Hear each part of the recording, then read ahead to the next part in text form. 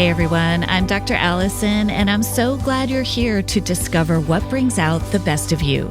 This podcast is all about breaking free from painful patterns, mending the past, and discovering our true selves in God. I can't wait to get started as we learn together how to become the best version of who we are with God's help. If you've got a busy schedule, it can be hard to get all your nutrients on the go, which is why I have been so excited to discover Organifi. Organifi makes it easy to fill your life with more nutrition using delicious superfood blends. Just add a scoop to a glass of water or your favorite beverage to energize and nourish your day with carefully selected vitamins, minerals, and antioxidants. In the afternoon, instead of reaching for caffeine or a sugary snack, I grab the Organifi Red Juice, a delicious superfood punch that increases energy without the caffeine and only 2 grams of sugar. And my favorite is the Organifi Gold. It has turmeric and it's a delicious treat that also helps me sleep better. You can experience Organifi's high-quality superfoods for less than $3 a day. Go to www.organifi.com/bestofyou and use code bestofyou for 20% off your order. That's ORGANIFI.com/bestofyou and use code bestofyou for 20% off any item. Hey everyone, welcome back to this week's episode of the Best of You podcast, all about attachment. So before we get started, just one last reminder that it's not too late to catch my August webinar series, 5 Toxic Behaviors and How to Protect Yourself. We had over 500 people live last week for part 1, which was really about these 5 toxic behaviors. Most of them have come out of these buzzwords you've wanted me to cover, but we haven't been able to get to on the podcast. Part 2 is next Thursday at 8 p.m. Eastern. But if you register, you get the recordings for both. So even if you can't attend live or if you missed last week, go ahead and register and you will get a recording emailed to you. This is a bonus content. This is a freebie for you when you pre-order a copy of The Best of You. You can pre-order wherever books are sold. It comes out September 13th. It's getting so close. I can't wait for you to have it. But in the meantime, this is my way of thanking you for showing early support. Pre-order the book, save your confirmation number, and head over to drallisoncook.com/book, where you can claim your free bonuses, one of which is this August series. It's really been so powerful, so cool, so great to get together live. I really like hearing from you, hearing your questions in real time. I hope to do more of these over the coming months. Okay, so today let's dive into our topic. What are attachment styles and why does it matter? So this was a really popular vote. A lot of you wanted to understand attachment styles. And I want to be honest with you, there's a part of me, for those of you who read Boundaries for Your Soul, there's a part of me that gets a little bit leery of all this talk of attachment styles because it's almost like, sort of like, what's my Enneagram number? Like, what's my attachment style? Meaning it's sort of like unchangeable, or once I know what my style is, I can just define myself in that way. And I always give this caveat about labeling yourself because, first of all, attachment styles can change, as we'll get into. You can move into a secure attachment style, number 1. Number 2, I believe we're multifaceted. So again, if you've read my book, Boundaries for Your Soul, it's all about this internal family that we all have, the internal family systems model of therapy. Parts of you might be able to attach very well, whereas other parts of you might have very insecure attachment. So I don't think we're necessarily one style. I think we're a little bit more complicated than that. And furthermore, research shows that we can move toward healthier attachment, toward an experience of healthy attachment, even if we didn't get secure attachment as a child. Now, we're going to get into all of this, and it is really, really important. I don't want to minimize the topic. It's one of the most important topics in trauma research, in understanding CPTSD, which we discussed last week. There are 2 books that I cannot recommend highly enough. I think I recommend these books almost every single podcast. The first is my friend Andy Kolber's book, Try Softer. It's an incredibly thoughtful, accessible overview of trauma, of attachment, of all sorts of things that we talk about on this podcast. She's an excellent resource for you. And then the other one is Complex PTSD from Surviving to Thriving, a guide and map for recovering from childhood trauma. That's a book by Pete Walker that's just a really comprehensive, accessible overview of a lot of these topics. So please check out both of those books, especially as they relate to attachment and CPTSD and all of the things we talk about in this series. Just excellent resources for you. All right, let's get started. What do we mean by attachment? Well, at its simplest form, it's this safety, this experience of safe connection, safe bonding to a caregiver that every baby, every infant really needs to survive on some level. When a tiny baby is held in loving arms, she experiences safety in her body, in her nervous system, in the depths of her soul.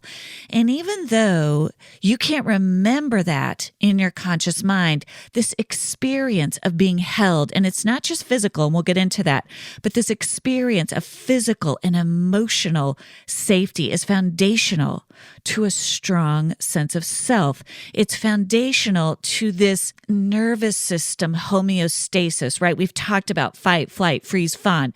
Those are all an activated nervous system that's in survival mode. Well, this experience of safety, of security is the opposite of that, right? It's this clear, calm place. And it starts in the nervous system at the moment you're born, at the moment you are held by someone else. We are designed to be connected to other people. We are designed to develop in relationship, in healthy, securely attached relationship, okay?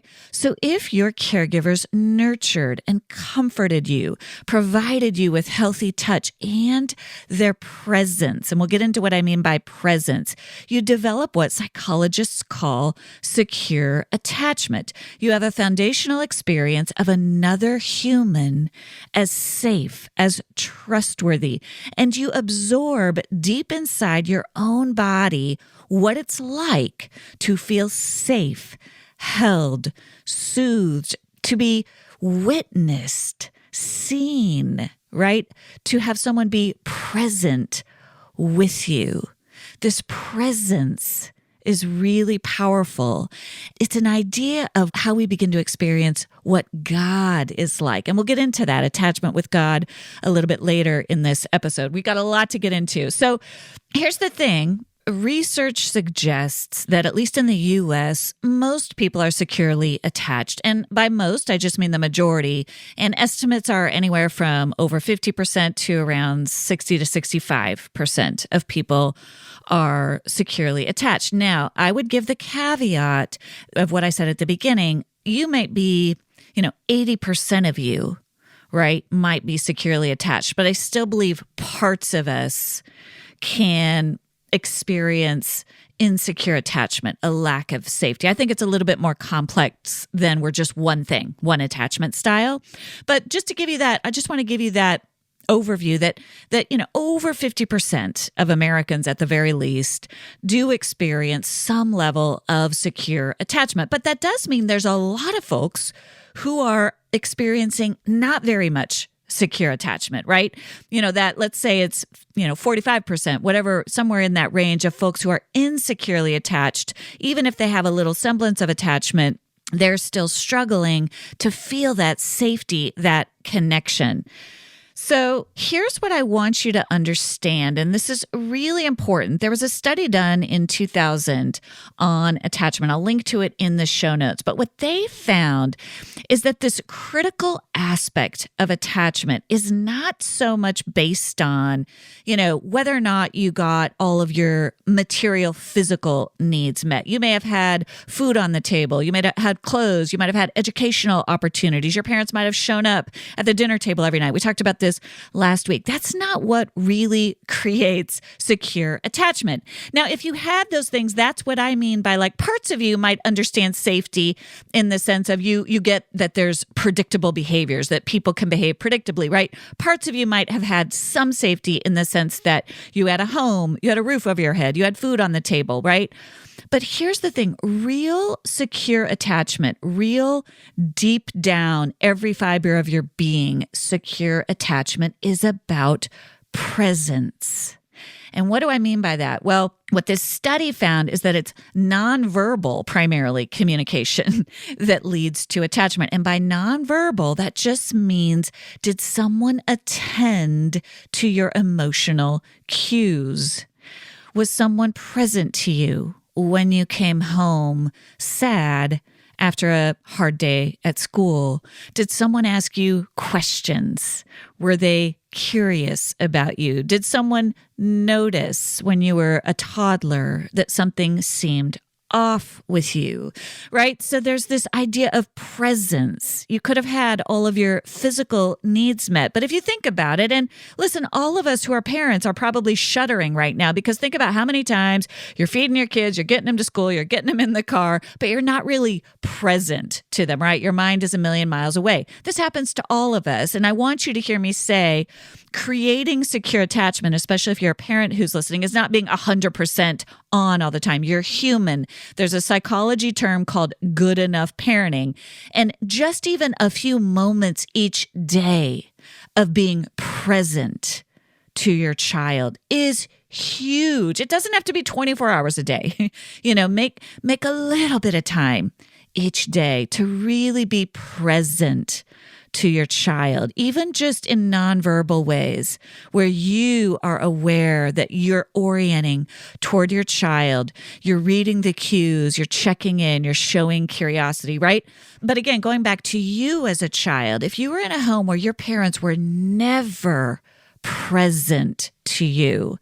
Maybe they were so taken up in their own mental health issues, in their own pain, in their own grief even, we can have compassion for our parents, but that doesn't mean they were present to us. Right? So that's where it starts. It's really with that emotional presence. That's what we mean by secure attachment. And if you didn't experience that kind of secure attachment, that presence with a primary caregiver as a child, your internal alert system, your nervous system tends towards survival mode. You tend to cope with anxiety through the fighting, fleeing, freezing, and fawning that we talked about in episode 14, right? Your nervous system kind of scrambles. It's like it's looking for that. We're designed for that. It's looking for that safe place, that safe harbor. And when it's not there, your nervous system gets amped up and you try to look for it in other places.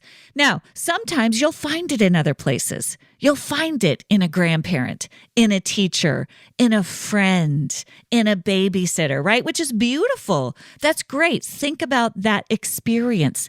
There's a reason you have that memory. Your nervous system registered safety. God designed you to feel seen, held, soothed by another person. So if you didn't get that with a primary caregiver, you may have had that experience with someone else. And therefore your nervous system got a glimpse at least of what secure attachment feels like. So again, we're not all one thing. You may struggle with attachment, but even that glimpse of what safety felt like is a cue. That's what you want to move toward. That's what your nervous system can start to move toward as you start to heal. Children's brains continue to develop well into adulthood, at least into the mid-20s, we know. And because of that, your brain can continue to take in these experiences of secure attachment over time. It's never too late, right, to start training yourself. And even after, even if you're an adult, even if you're in your 30s, 40s, 50s, your nervous system is designed to heal. I think this is a lot of what happens in the therapy room. It's a secure attachment. It's that experience of being attended to, someone being present to you, someone seeing you. And even those of you who have had that experience in therapy and have said things like, I feel something different here, but I'm also aware that this feeling is unfamiliar to me, right? There's that gap in your experience of this feels safe, but man, I never really had this before. That's a cue about your attachment style. But again, this is why therapy can be such a helpful place to retrain your nervous system and your body to experience what safety feels like. And it happens in the context of relationships. That wound is healed in the context of relationships, but it also happens inside of you. Your nervous system begins to glimpse what it's like to access that calm, clear place inside. All right, so let's move into the key attachment styles. This is what everybody wants to know. So let's just go there. So researchers have observed a lot of different attachment styles. I'm going to focus on the 4 most common. And how they studied this is they would observe what would happen if you separate an infant from a caregiver for a brief period of time. They'd watch what would happen with infants. Okay, so children with a secure attachment might show a little bit of distress upon separation from a caregiver, right? Some of them more than others, but they will be so happy to welcome that caregiver when the caregiver returns. And you can observe this, right? You notice the eye contact, the physicality, the give me a hug, the arms open, right? There's this connection you can see when that infant is reunited with the caregiver where there's that secure attachment. Second, we go to an anxious resistant style. In this style, the child shows that distress upon separation, right? Similar to the securely attached child. Very few children love to be, separated from their caregiver. That's not abnormal, right? That if your child has a hard time getting out of the car to go to school, that doesn't mean they have an attachment issue. That's very, very normal that they show that distress. Securely attached children will be thrilled to see you again, right? They'll just, you'll sense that warmth, right, when they return to you. Anxious, resistant attachment, these children continue to show anxiety when they're returned to the caregiver. They're not attached. It doesn't provide that comfort. And so when researchers are studying children, they'll see this. The child is distressed upon separation, and they continue to be distressed even after the caregiver returns. Okay, so third, avoidant attachment. These children remain calm upon separation. It's as if they don't even notice that the caregiver has gone, and they don't really notice their return either, right? This child is just sort of in their own world. They're kind of disconnected from the caregiver. Some of this is kind of intuitive if you think about it. Okay, and last we get into what's called disorganized attachment. And this is the one that's the most linked or correlated with trauma, with childhood trauma, with abuse. And it's really where there's just ambivalent or erratic behavior in relationship to the caregiver. There might be a running toward and then an angry hit. There might be high anxiety with like an extreme vacillation to a different emotion. There's sort of this disorganized, unpredictable, erratic behavior around a caregiver. So here's the thing. Attachment theory suggests that we bring these styles into our relationships as adults. Okay? So as I was reading through those, I was describing how infants react when a caregiver leaves the room. But if you think about it, you will begin to notice ways that you might be in your marriages, with your children, with your own parents as an adult. You might notice a secure attachment, right? That maybe you don't like it when your spouse leaves to go on a business trip, but at the same time, you're fine and you're so happy when they return, and there's just sort of this homeostasis. Again, there's this calm in the health of the relationship.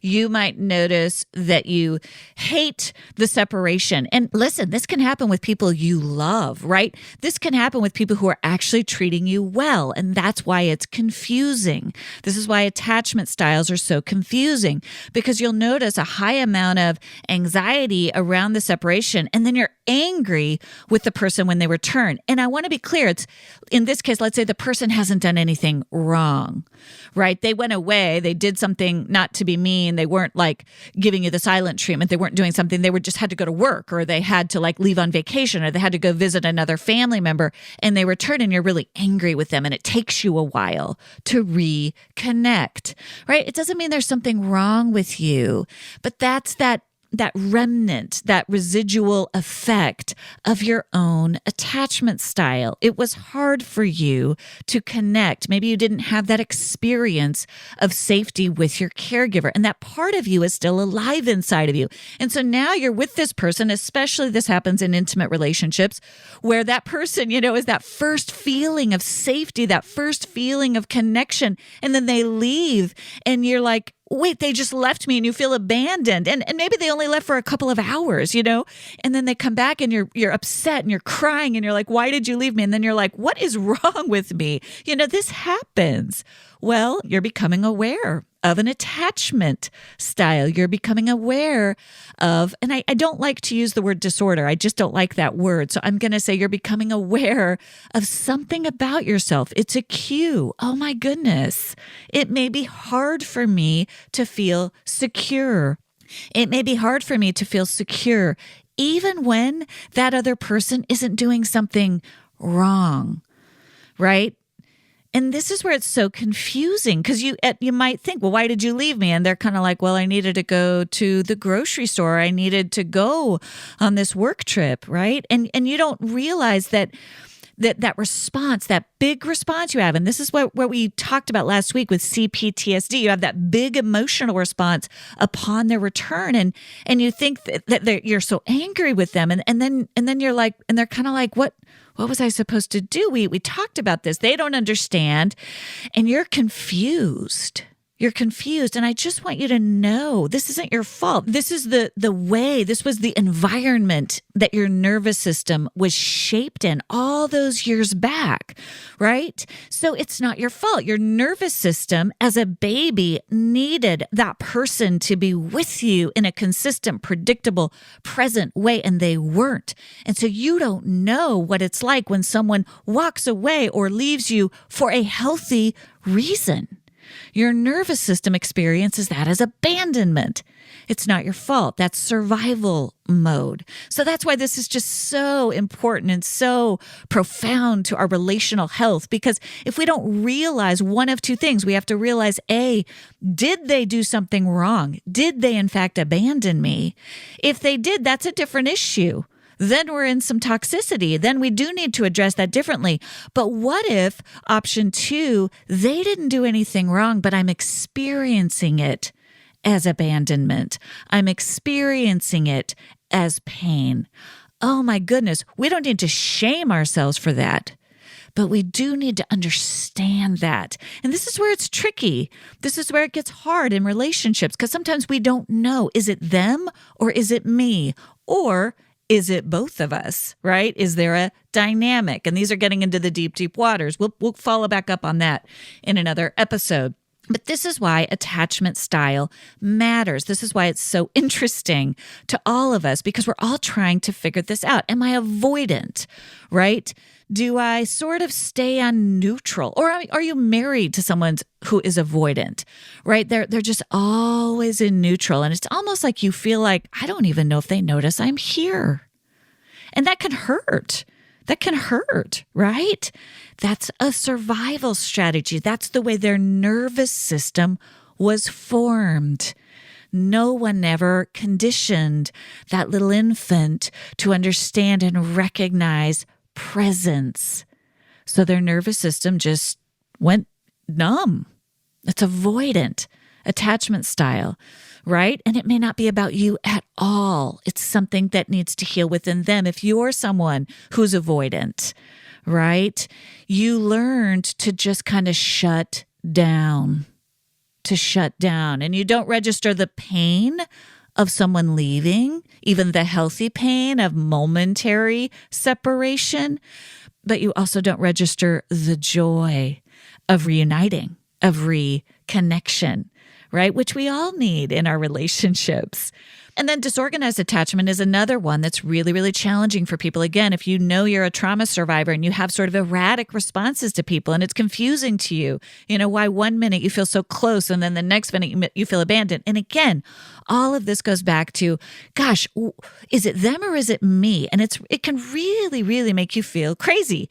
And I want you to hear me say, there's so much here. And I prayed over this episode because there's just a lot here. I don't want you to get so hung up on which attachment style am I? What am I? What I want you to hear me say is if you're noticing some disconnect in your primary relationships, I just want you to get curious about that question. Is this person really hurting me? Are they really abandoning me? Are they really doing something wrong? Or is it possible, and maybe they are, right? Maybe they are. Or is it possible that I don't know what safety feels like and I'm confused? And can I genuinely answer that with, I'm not sure, without shame? And if you're not sure, it's a great time to get help. Seek out the help of a counselor. Begin to recognize when your own attachment style is keeping you from that healthy back and forth. Now, I want to get into this. There's so much in this. I keep going on and on. But here's the thing. Healthy attachment is a dance of connection and autonomy.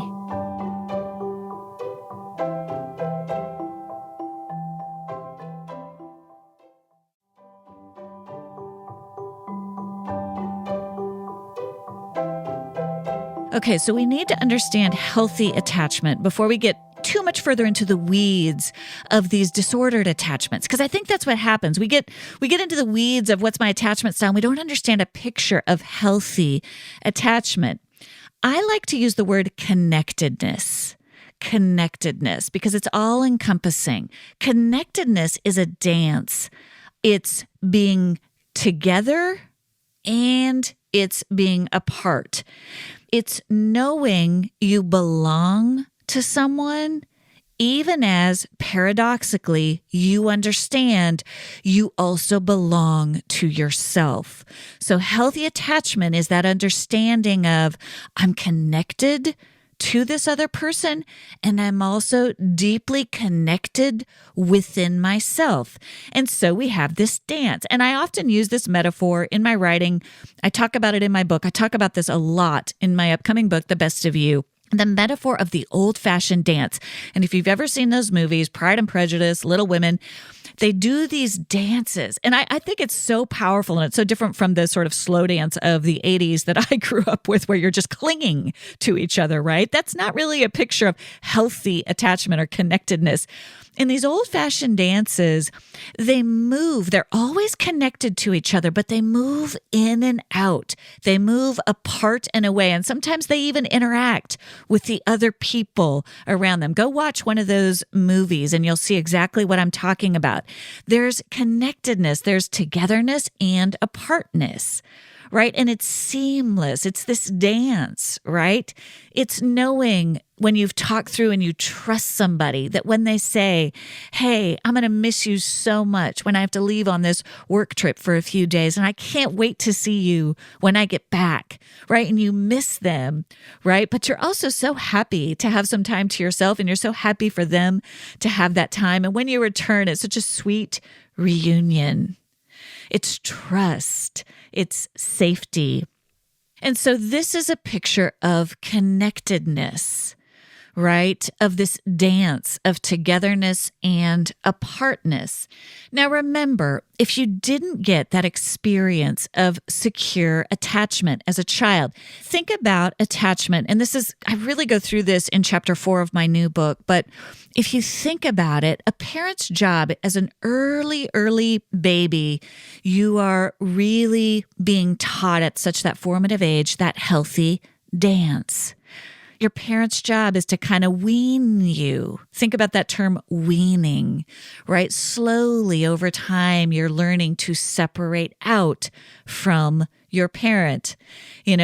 Pretty soon you start to play with other kids. You even go off to school, right? But that parent is there. You're connected to them, but you're also able to leave them. And you're so glad to walk back into the house and reunite and tell that parent, that caregiver about your day in an ideal world, right? You see that dance of togetherness and apartness, right? That is what I call connectedness, healthy attachment. It's a dance, right? And if you think about parenting throughout the course of your child's life, you are leading them more and more and more to be able to leave you. It's not that they're becoming less connected to you as your children leave you and eventually move away and eventually go on to create lives of their own. Securely attached children stay connected to you, and guess what? They more easily leave you as a result. It's a paradox. Children who are insecurely attached have a harder time leaving home when it's time to leave home.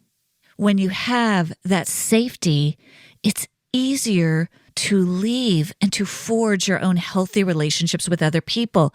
And guess why? Because you're connected. You know in your body, in your nervous system, in your soul, that parent, that caregiver, that person who loves you is always going to be there for you. And so it's easier to leave in healthy ways, right? It's easier to go out and forge that life of your own because that connection is strong. Right? And so I just want you to hear me say it's never too late. If you didn't get that, remember what I said at the beginning. You can learn this through other people, through other relationships. Our brains are always forming. Our neural pathways can change. They can change. You can heal, right? You can heal. You can learn how to have this kind of dance of connectedness. I want to leave you with a note about God and attachment. And this is about 100 more episodes in and of itself, this topic. But listen, your parents and early caregivers also gave you a glimpse of what it feels like to be seen and held by God. And if you struggle with that, maybe you know God loves you intellectually, but you struggle to feel God's love. It may be a symptom of your attachment style. It may be an attachment wound. It isn't your fault.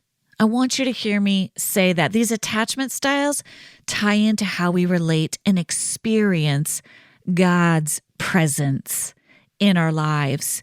And this is such deeply holy ground to me that I'm going to leave it for another episode. I also write about this. I have a whole chapter on this in The Best of You. It's such an important topic. But I want you to hear me say that if you do struggle to feel God's love, to experience what it's like to be held by the God of the universe who loves you, who knit you together, and who is present to you every moment of every day.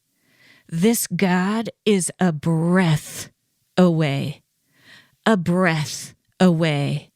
And if you struggle to experience that, I want you to hear me say it's not your fault. This is most likely an attachment wound, right? It's not your fault. You may know intellectually, like I already said, I'm going to say it again, that God loves you. But if you struggle to experience it right now in your body, you might notice a tension. We are whole body people, and our bodies are affected by trauma. Our bodies are affected by insecure attachment. We can't will ourselves to that experience of loving presence. We have to experience it. Our bodies have to experience it. We have to experience healthy physical touch. We have to experience presence, safe, loving presence. And depending on the level of trauma you experienced, your nervous system may take a while to really absorb that, to really register what that feels like. And you may need another human being to model that for you before you even begin to understand the presence of the God who loves you. And it's not your fault. And God doesn't blame you for that. He doesn't blame us for those wounds that we carry. He doesn't blame us or shame us for those. He doesn't blame us for the wounds of our childhood. Please hear me say that. And I want to leave you today with some verses to remind you of who God is. If you've struggled because of the wounds of your past to experience that safety that people talk about, but for you, you want it, you long for it, you crave it, but it's hard for you to find it in your body, in your soul, right?